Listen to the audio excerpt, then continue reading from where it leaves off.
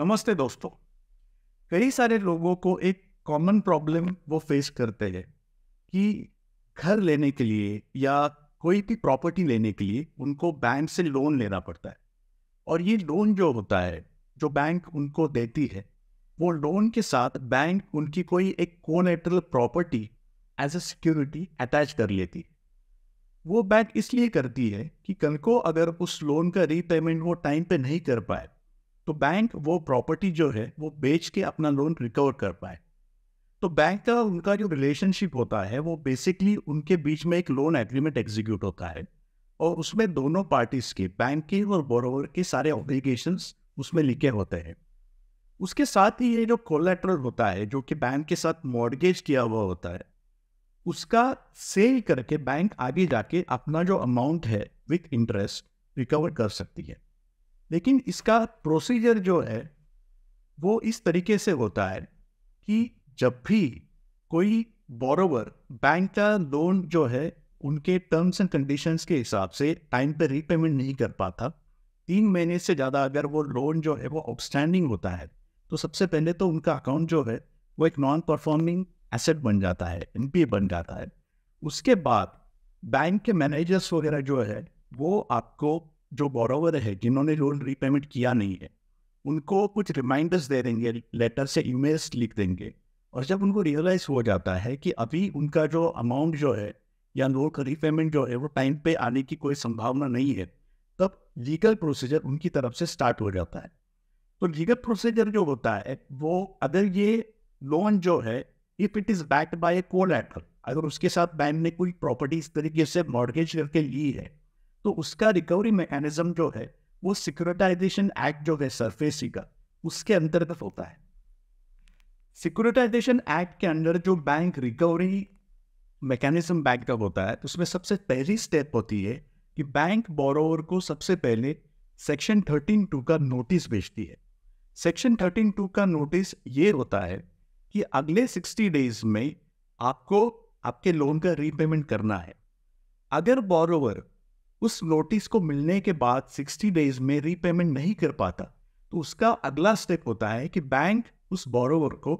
Section 13(4) का notice भेजती है। सेक्शन 13(4) का नोटिस बेसिकली एक पोजेशन नोटिस होता है। उसका मतलब ये है कि बैंक के ऑफिशियल्स उस बोरोवर के प्रॉपर्टी जो मॉर्गेज की हुई है उस लोन के अगेंस्ट, उस प्रॉपर्टी के लोकेशन में पहुंच जाएंगे और प्रॉपर्टी के बाहर उनका सिंबॉलिक पोजीशन या कंस्ट्रक्टिव पोजीशन जिसको कहा जाता है कि वो कागज पे उन्होंने पोजीशन ले लिया है, ऐसा एक नोटिस वहां लगा देती है। उसका मतलब ये है कि आपको बैंक ने लोन रीपेमेंट करने के लिए समय दिया गया था जो कि 60 डेज था, और 60 डेज में आप लोन रीपेमेंट नहीं कर पाए, इसलिए अभी हम पोजीशन ले रहे हैं।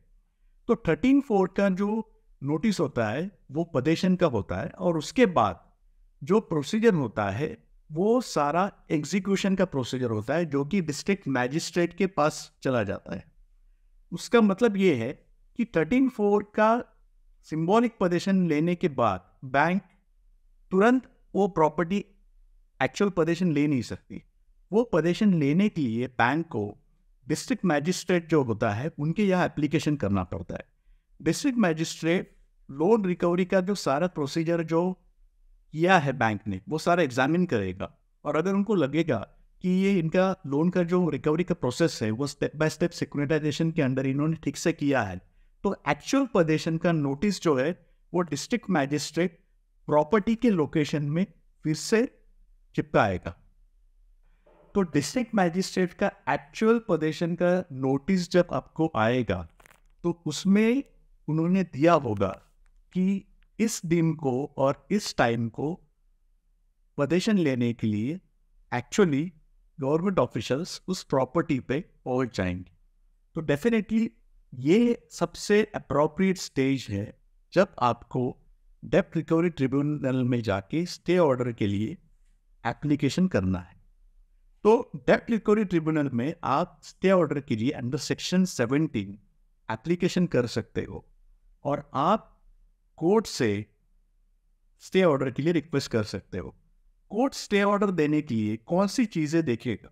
कोर्ट सबसे बेसिकली ये देखेगा कि बैंक ने लोन का रीपेमेंट आपने किया नहीं है बोरोवर ने, इसलिए जो recovery mechanism under securitisation act apply किया है, जैसे कि अलग अलग स्टेजेस पे उन्होंने जो एक्शन इनिशिएट किया है, जैसे कि हमने डिस्कस किया 13-2, 13-4, जब सिंबॉलिक पोजीशन हो गया, उसके बाद डिस्ट्रिक्ट मैजिस्ट्रेट के पास एप्लीकेशन चला गया, फिर डिस्ट्रिक्ट मैजिस्ट्रेट से ऑर्डर आ गया एक्चुअल पोजीशन का। तो ये सारी जो प्रोसीजर है वो लॉ के हिसाब से अगर बैंक ने फॉलो किया है तो अलग बात है, मगर अगर उसमें कोई इरेगुलरिटीज है या लूप होल्स है तो डेफिनेटली आपके लॉयर कोर्ट को पॉइंट आउट कर सकते हैं। उसके साथ ही कोर्ट को आपको सबसे इम्पॉर्टेंट एस्पेक्ट है जो लोग डिस्कस नहीं करते, कि आपको ये बात समझनी है कि आपने लोन तो लिया है, तो at the end of the day आपको उसका रीपेमेंट तो करना ही है। फॉर सम रीजंस अगर वो लोन का रीपेमेंट आज तक हुआ नहीं है तो उसके क्या जेन्युइन रीजंस है वो आपको कोर्ट को कन्विंस करने हैं, और उसके हिसाब से आप कोर्ट से लोन रिस्ट्रक्चरिंग या वन टाइम सेटलमेंट ऐसी चीजें बैंक के साथ की जाए, ऐसे रिक्वेस्ट कर सकते हैं। उसके साथ ही आपको बेसिकली माइंड में ये रखना है कि आपको आपके बोनाफाइड्स कोर्ट को दिखाने हैं कि हमारा ये इंटेंशन नहीं है कि हमको लोन रीपेमेंट नहीं करना है, आपको डेफिनेटली लोन का रीपेमेंट करना है, बस ये है कि हमको लोन रीपेमेंट करने के लिए ये सारे 1 2 3 4 5 रीजंस की वजह से टाइम चाहिए। तो इस तरीके से जब एक प्रॉपर आर्ग्यूमेंट प्लीडिंग्स में और ओरल आर्ग्यूमेंट्स कोर्ट के सामने आप करोगे कि जिसमें आप आपके बोनाफाइड्स दिखा रहे हो, आपका रीपेमेंट करने का एक आगे का जो एक प्लान है वो आप कोर्ट को समझा रहे हो, और उसके साथ ही आप कोर्ट को ये भी कन्विंस कर रहे हो कि शायद हम इतने पैसे भर नहीं सकते, तो हम ये नहीं चाहते कि आप हमें ब्लैंकेट एग्जाम्पशन दें, बस ये है कि हमें उस लोन का रीपेमेंट करने के लिए कुछ टाइम दिया जाए, या लोन का अमाउंट इतना है